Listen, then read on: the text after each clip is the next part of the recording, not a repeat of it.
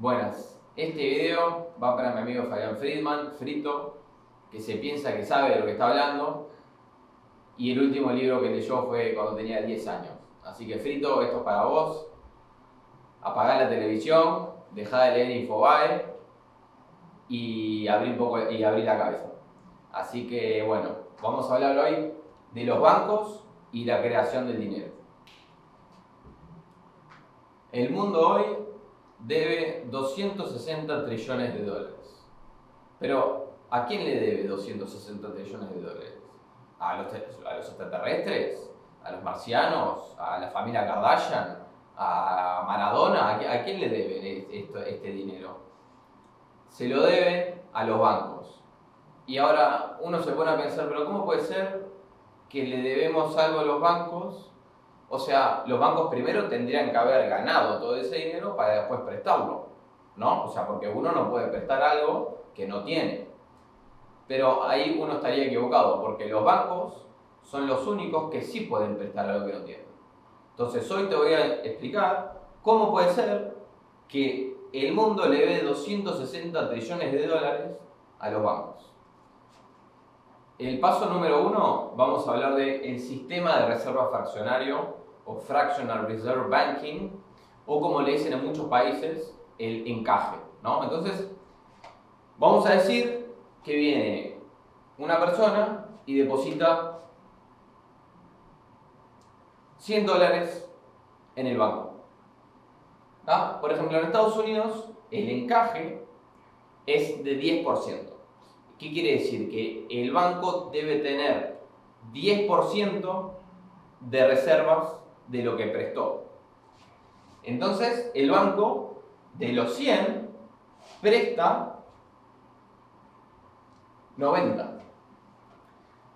Pero al día siguiente, esta misma persona que depositó los 100 vuelve al banco y retira los 100 que depositó. Entonces ahora tenemos que habían 100 dólares en la economía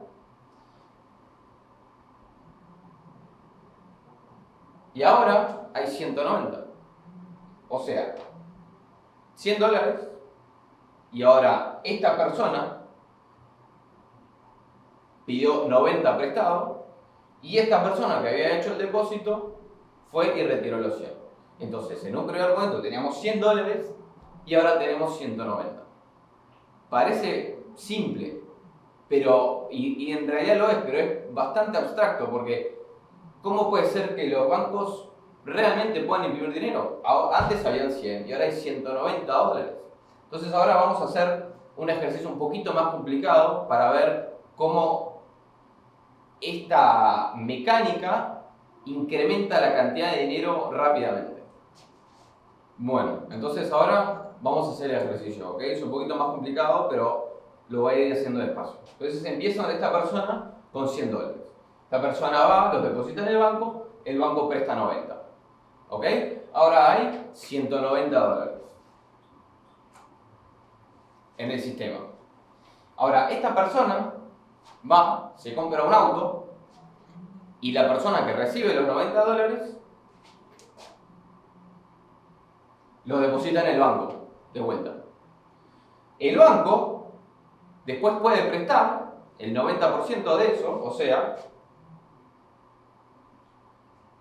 81. Entonces ahora hay 190 más 81, 271 dólares.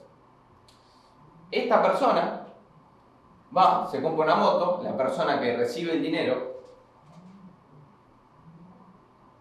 recibe 81 dólares, los deposita en el banco mediante el mismo mecanismo presta 73 y ahora tenemos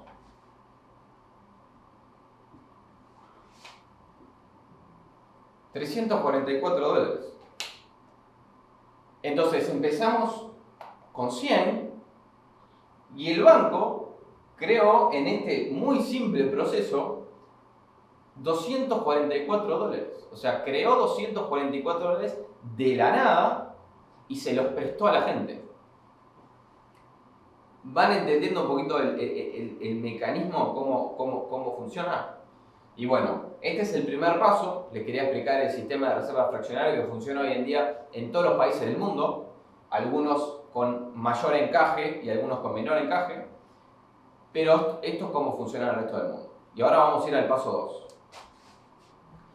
Para el paso 2 vamos a hablar un poquito de historia. ¿Cuál es el origen de los bancos? El origen de los bancos viene de los orfebres o goldsmiths en inglés. ¿Quiénes eran esta gente? La gente que tenía el oro y la plata, que no lo quería guardar en su casa, iba y los depositaba en el orfebre. El orfebre, a su vez, le emitía un certificado, a lo que hoy le llamamos el billete, y la gente, por conveniencia y por comodidad, intercambiaba bienes y servicios con estos certificados. O sea, utilizaban los certificados como dinero, pero en realidad el dinero era el oro y la plata que estaba dentro del orfebre. ¿Ok? Muy simple. Pero, ¿qué pensaron los orfebres? Los orfebres dijeron, bueno, casi nunca pasa que viene la gente, entrega el certificado y lo cambia por oro o la plata. O sea, dan el certificado, ok, dame mi metal. No pasaba casi nunca. Entonces, los orfebres, ¿qué podían hacer? Podían emitir más certificados con la misma cantidad de metal y cobraban intereses. Entonces yo te presto, emito un certificado, lo presto, yo cobro intereses y como nadie viene a reclamar el metal, nadie se va a dar cuenta. Ahora, ya todos escuchamos el término corrida bancaria. ¿Por qué ocurre la corrida bancaria? Porque los orfebres emitían más certificados que el metal que tenían adentro de su bóveda. Entonces se empezaba a rumorear, la gente iba al orfebre a reclamar su metal, y si el orfebre no lo tenía, quebraba.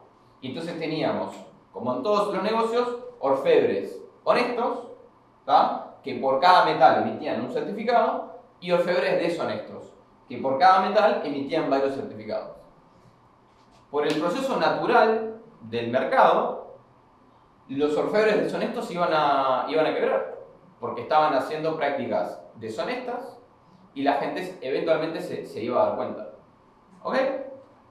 Ese es el origen de los bancos. Ahora, si los bancos hoy están haciendo lo mismo, ¿tá? Que ellos prestan más dinero del que realmente tienen, o sea, emiten certificados por algo que no tienen y están vulnerables a una corrida bancaria, ¿por qué no pasa? La diferencia es que hoy tenemos un banco central. Entonces, cuando la gente se da cuenta que los bancos emiten más certificados de los que realmente tienen guardados y la gente va a reclamar su metal, ¿qué pasa?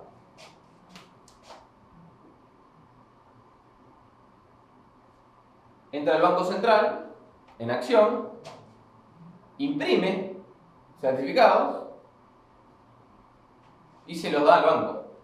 Entonces ahora la gente tiene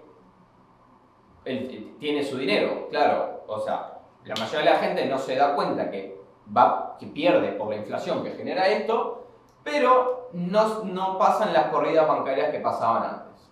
Entonces, el origen de los bancos son los orfebres deshonestos quebraban porque emitían más certificados de lo que tenían y aparte no había un banco central. Pero hoy en día los bancos emiten más de lo que tienen, prestan más de lo que tienen y cuando viene la parte de que la gente viene a reclamar que le den lo suyo, el Banco Central simplemente imprime más certificados y se los da al banco y el banco te los da a vos. Bueno, y ahora vamos al paso número 3. Cara gano yo, cruz perdés vos. Y esa es una frase que se aplica básicamente al sistema que tenemos nosotros y a los bancos. Los bancos siempre ganan y nosotros siempre perdemos. ¿Por qué? Porque es así. Acá tengo una gráfica en el eje Y, crecimiento económico, y acá tiempo. Entonces, durante los buenos tiempos, donde la economía crece, los bancos van ganando dinero porque la gente le va pagando los intereses. Como la gente va produciendo y va ganando más dinero, le va volviendo los intereses a los bancos. ¿Ok? Entonces, en un primer momento, en época de crecimiento, los bancos ganan dinero a través de cobrar intereses. ¿Ok? Pero en los malos tiempos, donde vos perdés dinero, los bancos no pierden. ¿Por qué no pierden? Porque cada vez que los bancos te prestan, los bancos piden un colateral. Entonces, yo te presto, pero tu casa me lo quedo como colateral, y si vos no me pagás tu deuda, yo me quedo con tu casa. Entonces, mucha gente durante la crisis del 2008, los bancos le prestaban a gente que sabía que no podía pagar la deuda, porque eventualmente los bancos, cuando se venían las malas épocas, se quedaban con activos reales, se quedaban con tu casa. Entonces los bancos prestan algo que no tienen a gente que sabe que no lo va a poder pagar, y cuando la gente no paga, se queda con los activos reales, como con su casa o con acciones de una empresa que la persona haya puesto como colateral, o con bonos, o con activos reales. Y bueno, este es el jueguito de los bancos, es muy simple. Ellos imprimen dinero, prestan, te piden como colateral un activo real, y cuando vos no puedas pagar tu deuda, los bancos se quedan con tu casa. Entonces los bancos ganan en la subida y ganan en la bajada. Por eso la frase es como cuando tirás una moneda, cara gano yo, cruz perdés vos. Y llegamos a la conclusión.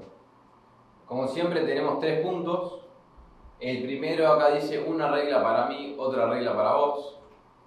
¿Conoces alguna otra industria que pueda prestar algo que no tiene? ¿Vos podés prestar algo que no tenés? ¿Qué harías con el poder de imprimir dinero? Si vos podrías estar en tu casa, apretar un botón y imprimir dinero, ¿qué harías? ¿Qué comprarías? Bueno, la próxima vez que vayas a trabajar a las 8 de la mañana, o que entres en tu 10º call del día, quiero que te acuerdes de mí y pienses que vos trabajás para ganarte el dinero y los bancos simplemente apretan un botón y lo imprimen, lo prestan y ganan interés. El segundo punto, ¿quiénes son los dueños del Banco Central? Obviamente que en cada país es diferente, pero como en el paso 2 te mostré que los bancos no podrían hacer esto de prestar lo que no tienen sin tener un banco central por detrás, porque estarían vulnerables a una corrida bancaria, uno tiene que preguntarse quiénes son los dueños del Banco Central. Y les voy a contar un pequeño secreto que no se lo digan a nadie, pero los bancos son los dueños del Banco Central, por lo menos en Estados Unidos y en varios otros países. JP Morgan, Morgan Stanley, Goldman Sachs y un montón de otros bancos son los dueños del Banco Central. ¿Qué te parece? Y por último, quiero empezar una campaña concientizadora para mi amigo Frito. Quiero que ustedes me apoyen y quiero que el 2021 sea el año en el que Frito vuelve a leer otro libro. Así que vamos a hacer una campaña con el hashtag Frito léete un libro. Y bueno, muchas gracias y les mando un saludo.